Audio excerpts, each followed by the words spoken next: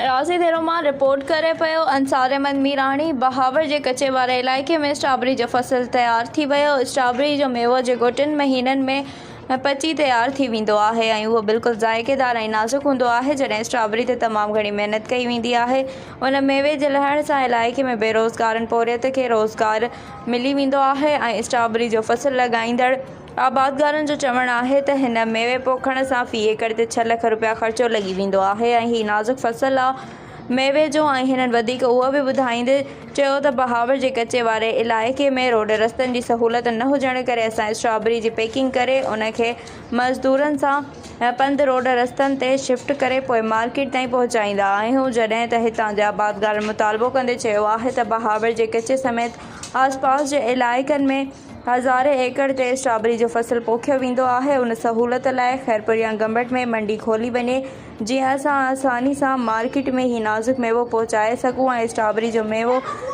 Market ऐं शहरनि पहुचणु शुरू थी वञे।